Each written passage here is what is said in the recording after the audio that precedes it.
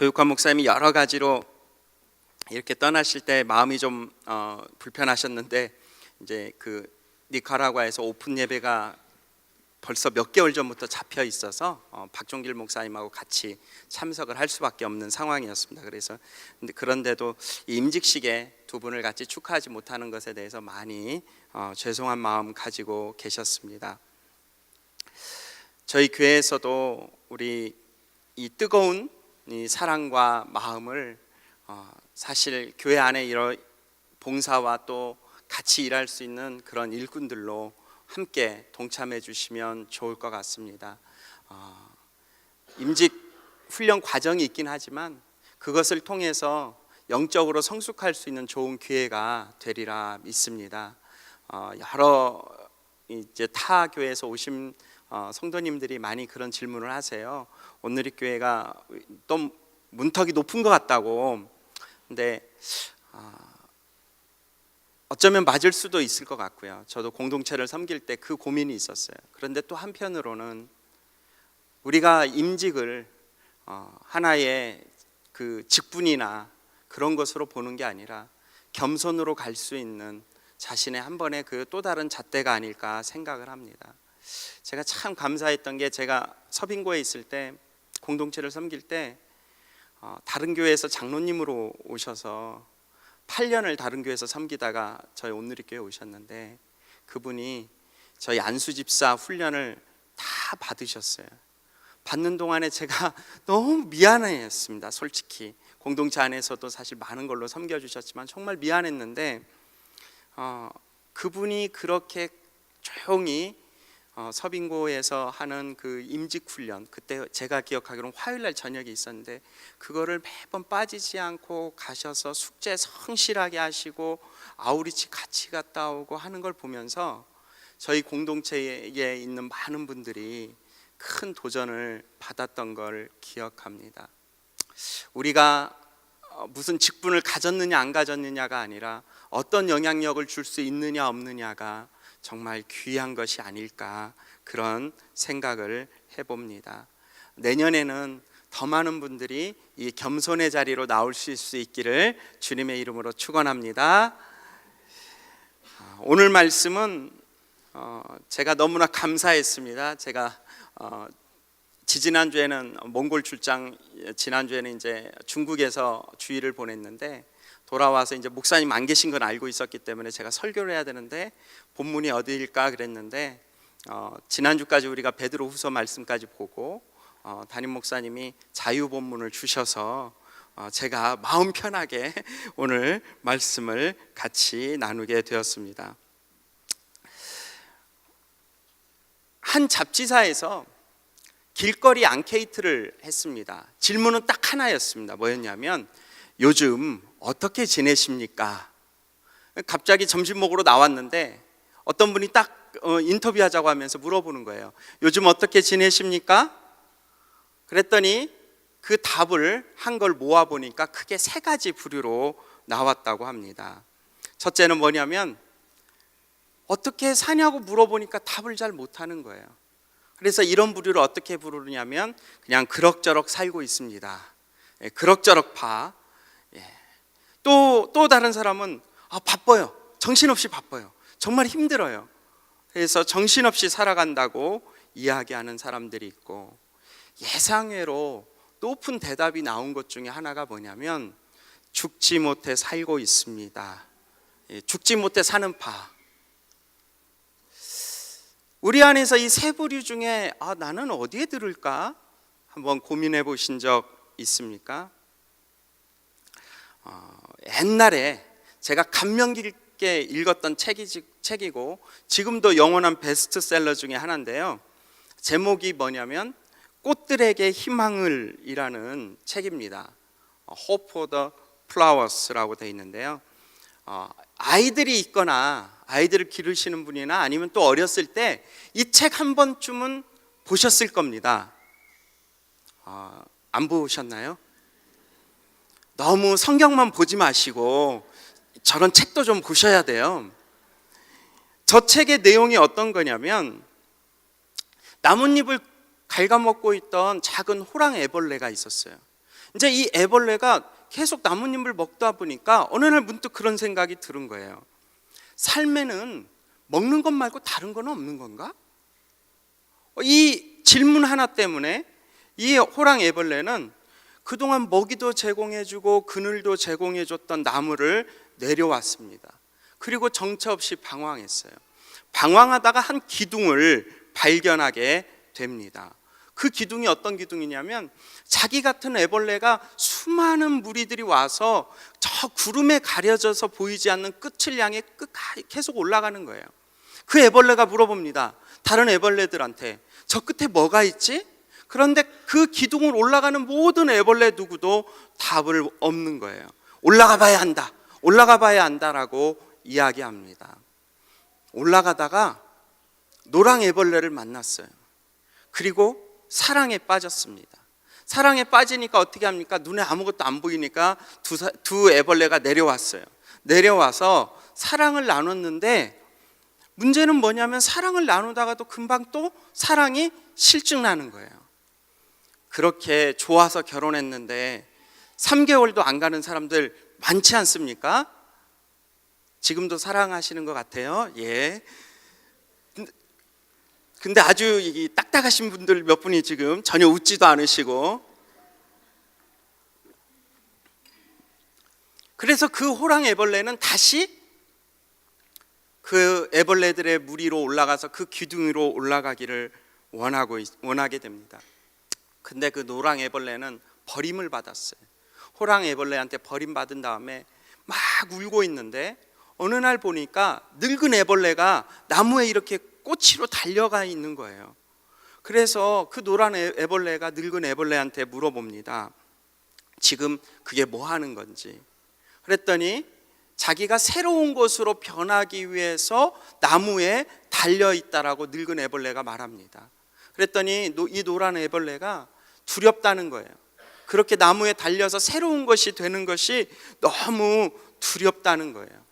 그런데 그 늙은 애벌레가 뭐라고 그러냐면 이 두려움 너머에 더 큰 변화가 있다고 얘기합니다. 그때 노란 애벌레가 했던 한 줄의 문장이 있습니다. 제가 한번 읽어보겠습니다. 어머나, 나도 이런 일을 할 수 있다니 용기가 생기는 걸. 내 속에 고치의 재료가 들어있다면 나비의 재료도 틀림없이 들어있을 거야. 자기가 고치가 될 수 있는 에너지가 이 애벌레 안에 있다면 분명히 내가 모르는 나비의 에너지도 있을 거라고 고백을 한 것입니다. 우리는 변화를 꿈꾸는데 변화가 항상 내가 예측할 수 있는 데서만, 예측할 수 있는 곳까지만 가기를 원하는 때가 많은 것을 보게 됩니다. 사실 오늘 우리가 읽은 이 본문 말씀은 너무나 잘 아는 말씀입니다. 예수님께서 누구에게나 오라고 말씀하십니다. 그리고 누구에게나 그 목마름을 해결해 주시겠다고 얘기합니다. 우리 37절, 38절 말씀 다시 한번 읽어보겠습니다. 37절, 38절 시작. 초막절에 가장 중요한 날인 마지막 날에 예수께서 일어나 큰 소리로 말씀하셨습니다. 누구든지 목마른 사람은 다 내게로 와서 마시라. 누구든지 나를 믿는 사람마다 성경의 말씀대로 생수의 강이 그의 배에서 흘러나올 것이다. 예수님이 말씀하셨어요. 누구든지 와라. 제가 이제 시골에 가끔 이렇게 가서 보면 시골 분들이 사기를 많이 당한대요. 왜 사기를 많이 당하냐면 이 초청하는 거에 약해서 사기를 당한다는 거예요. 어르신들이 갑자기 누가 밥을 준다고, 맛있는 뷔페를 준다고 이야기한답니다. 그래서 마을 회관에 모이라고. 그래서 모여보면은 결국 알고 보면 약장사인 거예요. 막 사람들 모아놓고 현혹하게 막 노래 자랑하고 장기 자랑하고 그러면서 1, 2천 원짜리 뭐 많게는 1, 2만 원짜리 선물도 주고 그래 놓고 나서 약을 팔기 시작하면 할부로 매달 2만 원씩인데 36개월인 거예요. 그런 약 한 번에 70만 원, 80만 원, 더 많게는 100만 원도 넘어가는 약을 그 약장수들이 파는데 그 아버님 어머님들이 그걸 사신다는 거예요. 그 밥 한 끼에 그리고 자기를 위해서 즐겁게 놀아준 그 하루의 시간을 놓고 그 어르신들이 그 약을 산답니다. 그래서 시골교회 목사님들 중에 임무 중에 하나가 면소재지나 장날에 어르신들이 밖에 나가면 사기당하지 않도록 쫓아다니는 것도 일 중에 하나라는 이야기를 들었습니다. 누구에게 초청받았을 때 그 초청이 부담스러운 적 없으십니까? 적어도 이 초청에 임하려면 옷도 좀 잘 입어야 되고, 이 초청에 가려면 적어도 돈 10만 원은 들고 가야 되고, 이 초청에 임하면 다음에 내가 뭐를 얻지 않을까라는 기대를 갖게 하고, 많은 초청이 있는데 그 초청 때마다 다 즐겁고 기쁜 것은 아니라는 겁니다. 그런데 주님은 우리에게 누구든지 올 수 있는 초청을 하십니다. 그 초청의 유일한 조건이 하나 있는데 그거는 목마른 사람. 우리가 주님을 알고 주님을 사랑한다고 말하지만 실질적으로 목마르지 않으면 주님이 내 주님이 아닙니다. 목마르지 않으면 주님의 그 깊이를 알 수 없게 됩니다. 세상 사람들은 계속 차별을 둬요.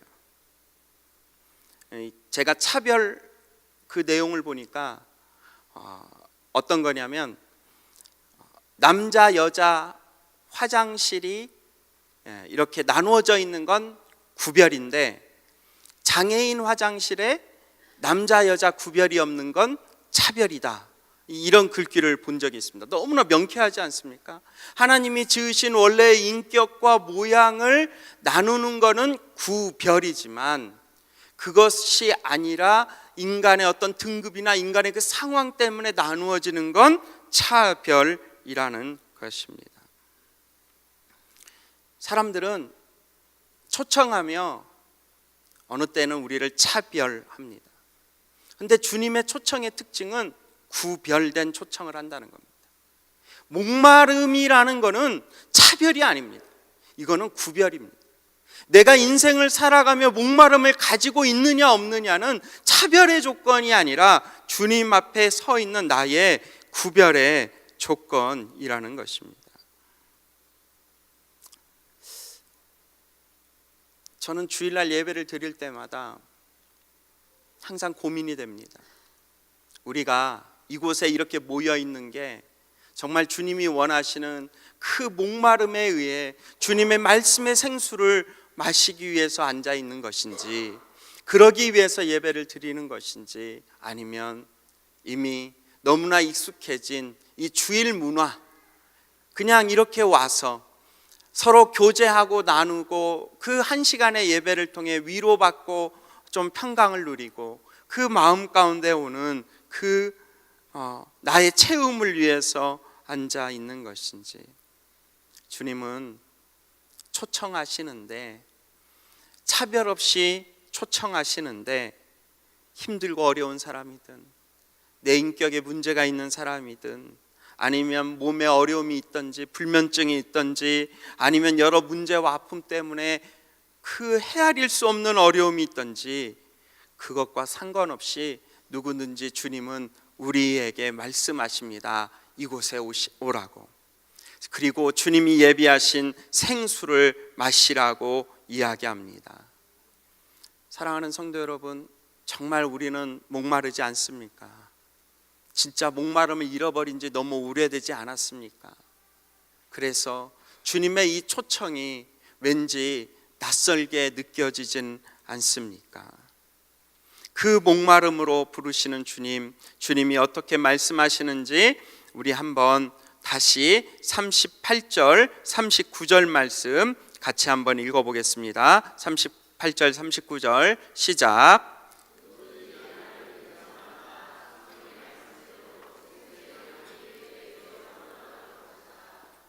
이것은 예수를 믿는 사람들이 받게 될 성령을 가리켜서 하신 말씀입니다.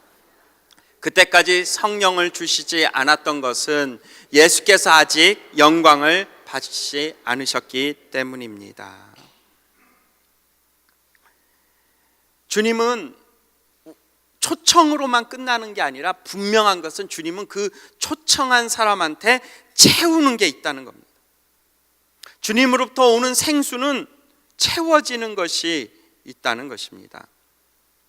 이 37절, 38절, 39절 말씀은 사실 예수님이 에스겔서 47장에 나오는 에스겔이 봤던 환상을 생각하며 그 말씀을 누구보다 더 잘 알고 있는 이스라엘 사람들에게 선포하신 말씀입니다. 우리 에스겔서 47장 원래는 1절부터 12절까지가 그 환상 내용인데 1절부터 5절까지만 같이 한번 읽어보겠습니다. 1절부터 5절 시작. 그리고 그 사람이 나를 다시 성전 입구로 데려갔는데 성전 문턱 아래로부터 물이 나와서 동쪽으로 흘러가고 있었다. 성전이 동쪽을 향하고 있었기 때문이다. 물은 성전 오른쪽 아래 제단의 남쪽에서 흘러나오고 있었다. 그가 나를 데리고 북쪽문 방향으로 나와서 나를 바깥 방향으로 동쪽으로 향하는 바깥문 방향으로 인도해 갔다. 물이 오른쪽에서 흘러나오고 있었다.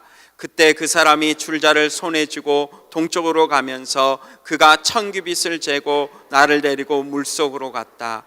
물이 내 발목까지 차올랐다. 그가 다시 청규빗을 쟀다. 그리고는 나를 데리고 물속으로 갔는데 물이 내 무릎까지 차올랐다. 그가 다시 청규빗을 쟀다.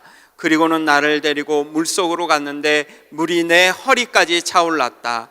그가 다시 청규빗을 쟀다.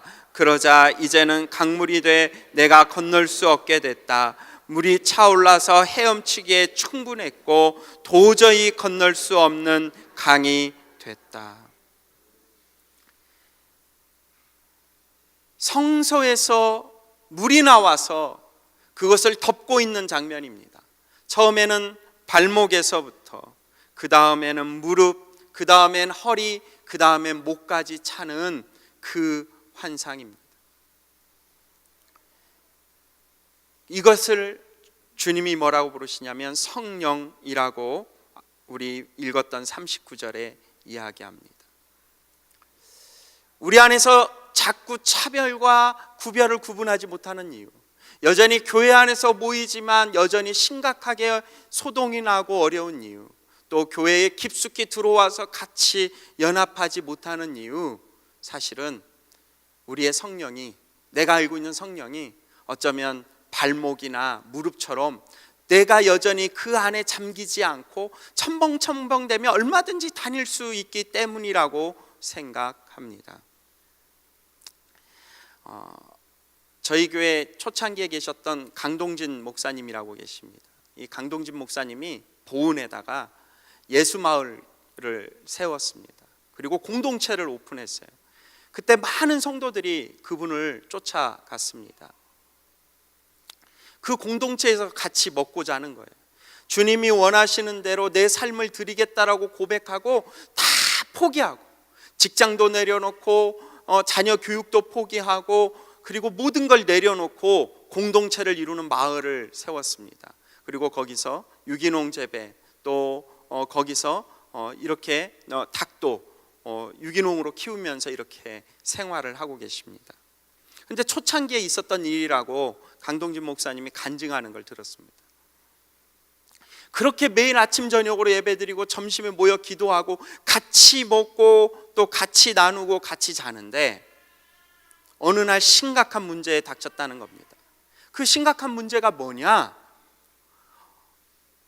이 공동체의 일부 사람들이 사유재산을 아무것도 가지지 말자, 완전 무소유로 다 같이 살자라고 주장하는 부류가 생겼고, 또 일부는 그래도 요강과 숟가락 몇 개는 자기 거 있어야 되지 않겠냐, 그래도 이 방 안에 있는 물건만큼은 내 것이 좀 있어야 되지 않겠냐, 부분적 사유화를 생각하는 부류가 생겼다는 겁니다. 어느 게 성경적으로 맞고 어느 게 성경적으로 틀립니까? 말할 수가 없어요. 어느 것을 선택하든 무엇이 잘못됐다라고 이야기할 수 없습니다. 그런데 이게 공동체를 파괴할 만큼 심각해졌다고 합니다. 매일 밤마다 예배드리고 나서 이것을 논할 때마다 피 터지게 싸우는 거예요. 어떨 땐 새벽까지 싸우는 거예요. 사유와 절대 안 돼. 아니 어떻게 그럴 수 있냐, 팬티 몇 장 이거 그러면 어떻게 하자는 거냐, 빨래 걸어놨는데 빨래해서 그냥 가져가면 그거 그 사람 거냐, 이런 얘기부터 해가지고 수많은 말들이 난무하게 됐다는 거예요. 결국 공동체가 어렵게 됐습니다. 같이 가기가 어렵다라고 결정을 할 만큼 작은 이견이 시작돼서 감정이 상하고, 감정이 상하니까 파당이 생긴 거예요. 강동진 목사님이 기도하다가 결단을 내렸다고 합니다. 우리가 3일 동안 아무것도 하지 말고 예배와 기도와 나눔만을 하는데, 이것이 3일 동안 결론이 안 나면 그런 다음에 4일째에는 이 공동체를 해체하자. 절벽으로 이제 갔어요.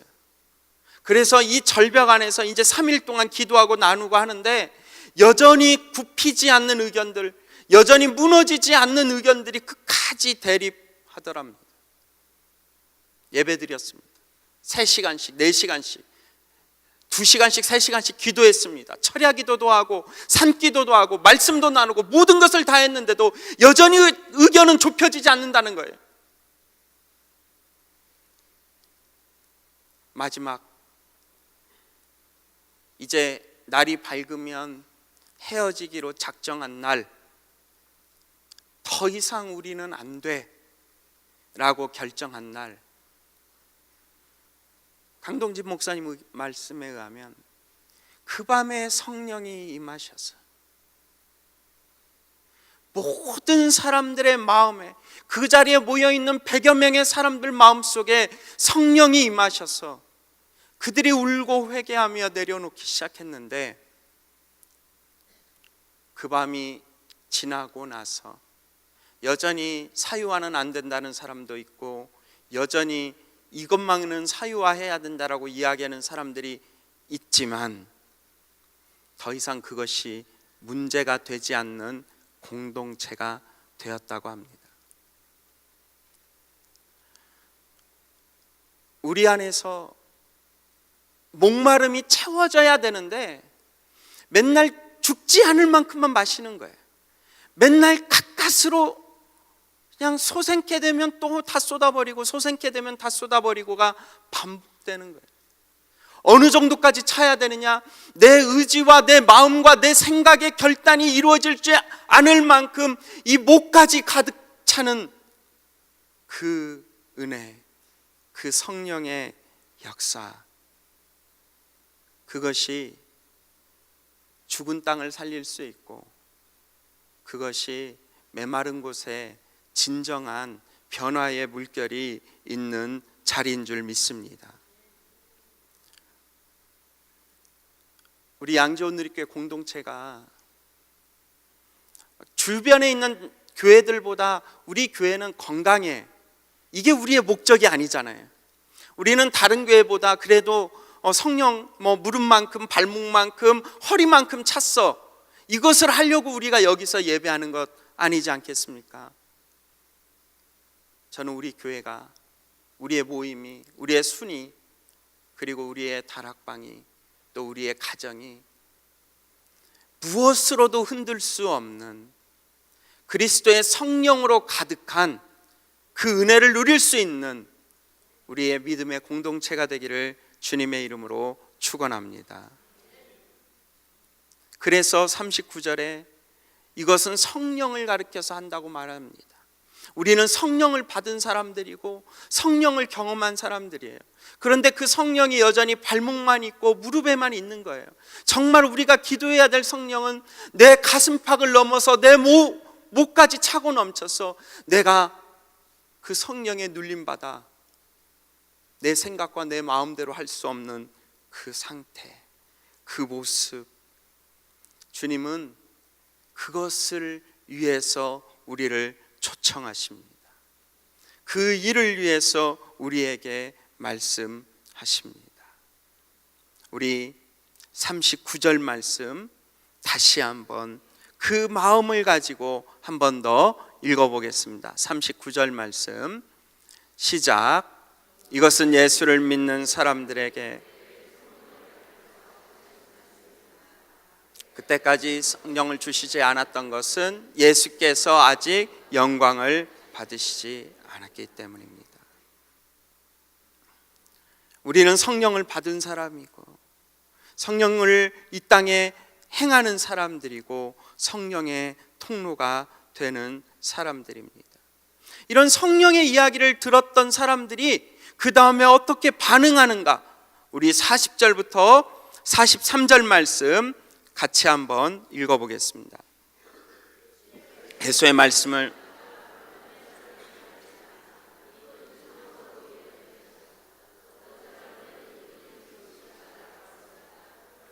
다른 사람들은 그리스도가 어떻게 갈릴리에서 나온단 말인가?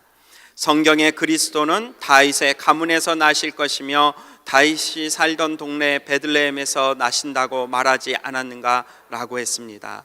사람들은 예수로 인해 서로 편이 갈리게 됐습니다.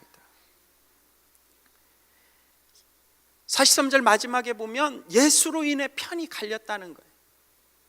여전히 의견이나 내용이 하나 되지 않고 예수님을 보고도 여전히 내가 경험했던, 내가 알았던, 내가 지식으로 가지고 있던 내용으로 자꾸 모든 문제를 해석하고 모든 만남을 해석하고 모든 의견을 해석해 나가고 있다는 것입니다. 그래서 그리스도를 믿는 사람들 안에서도 여전히 행복에 대한 그 마음을 포기를 못한다는 거예요. 어떤 분이 물어본답니다. 무엇이 행복인가? 그러면 사람들이 다 화목하면 행복이지, 우리 가정이 다 평안하면 행복이지, 부족한 것이 없으면 행복이지 라고 말한다고 합니다. 그런데 그건 행복의 조건이라고 그래요. 행복 자체가 아니라는 거예요. 행복의 조건이라는 겁니다. 우리는 조건을 가져야지 행복하다라고 계속 생각한다는 거예요. 예수님 자체가 행복이라고 말하면서도 예수님 외에 어떤 조건을 가속 우리가 고민합니다. 그러다 보니까 조건을 놓고 계속 기도하게 됩니다. 조건을 넘어서는 힘이 아니라 조건 자체에 매달리게 된다는 것입니다. 행복한 사람들은 매번 즐겁답니다. 그래서 행복은 즐거움이 있어야 된다고 얘기합니다. 또 행복한 사람은 즐거움 가운데서도 의미를 발견해야 된다고 말합니다. 그리고 그것에 끝까지 몰입할 수 있는 사람이 되어야 된다고 말합니다. 그래서 행복을 쫓아가요. 행복이 바로 마음이 주는 즐거움이고 의미고 몰입이다. 그래서 예배당에 왔는데 사실 이 예배 드리면서도 마음이 불편하면 행복하지 않다고 느껴요. 여기에 왔는데 여기서 위로와 평강이 없고 그래서 목사님들이 설교하는데 맨날 이렇게 위로와 격려가 안 되고 잘 삽시다 이런 얘기하고 목마른 인생이 되라고 그러면 마음이 불편한 거예요. 그래서 왔는데도 이게 행복하지 않아요. 우리의 인생이 어렵습니다.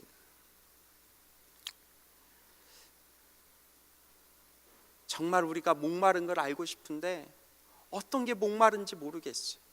어느 틈엔가 진짜 목마름이 뭔지도 경험하지 못하고 있어요. 그걸 알아야 되는데 알지 못하고 있어요. 그냥 눈앞에 당장 보이는 진급, 이 나이 때면은 사회적으로 어느 정도 대리가 되든 과장이 되든, 아니면 우리 자녀가 이 정도 되면은 반에서 몇 등은 해야지 하는 여러 조건들이 우리 마음속에 계속 있다는 것입니다. 내가 통제할 수 없는 것을 어떻게 하십니까? 그것을 놓고 어떻게 기도합니까? 저도 이 말씀을 묵상할 때마다 고민이 되는 거예요. 주님, 제가 정말 목마른 것 같은데 이 목마름의 원인과 이 목마름의 해결 방법을 모르겠습니다. 주님 앞에 와서 아무리 엎드려도 이것이 이루어지지 않고 있습니다. 주님, 어떻게 제가 이 목마름을 주님 안에서 가득 채울 수 있을까요? 어떤 게 행복이고 어떤 게 행복의 조건인지를 어떻게 구별할 수 있을까요? 오래된 한 분의 기도문을 같이 한번 보고 한번 같이 나누고 싶습니다. 신학자 니부어의 기도문인데 한번 같이 읽어보겠습니다. 시작. 주여, 저에게 바꿀 수 없는 것들을 받아들이는 평온함과 바꿀 수 있는 것들을 변화시킬 수 있는 용기를 주시옵소서. 그리고 이 둘의 차이를 언제나 알 수 있는 지혜를 주시옵소서. 내가 통제할 수 없는 것을 통제하겠다고 헛된 것을 쫓는 인생이 아니라, 주님, 바꿀 수 없는 것은 없다고 내가 받아들일 수 있는 평온함을 주시옵시고, 주님, 바꿔야 되는데 그것에 함몰돼서 살아가는 인생이 아니라 바꿀 수 있는 것을 변화시킬 수 있는 용기를 주시옵소서. 그리고 주님, 이 둘의 차이를 언제나 알 수 있는 지혜를 주시옵소서. 주님, 내가 목마릅니다. 이 목마름이 바꿀 수 있는 것인데도 내가 바꾸지 않고 쫓아가는 것에서 오는 목마름인지, 아니면 바꿀 수 있는데도 내가 변화를 두려워해서 갖고 있는 목마름인지 주님 알게 하여 주시옵소서. 그리고 이 둘을 분별할 수 있는 지혜를 주시옵소서. 평온함과 용기 그리고 지혜가 있는 사람만이 주님이 원하시는 이 목마름을 넘어 생수의 그 강을 내 배에서, 내 탐욕과 욕심이 있던 이 배에 주의 성령으로 가득 차여서 이 땅에 흘려보낼 수 있는, 나에게 만나는 자들에게 나누어 줄 수 있는 믿음의 길을 함께 할 수 있는 은혜가 있음을 고백합니다.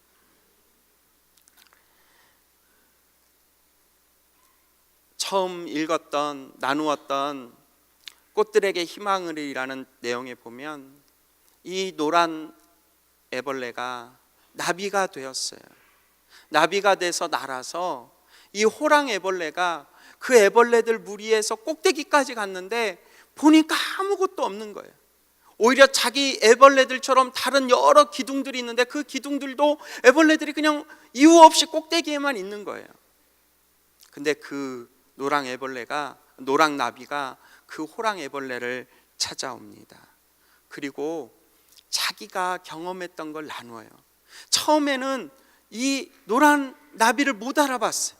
근데 알게 됐어요. 이게 나와 같은 그런 애벌레였던, 내가 사랑했던 그 노랑 애벌레였구나. 그때 이 호랑 애벌레가 그 길을 내려옵니다.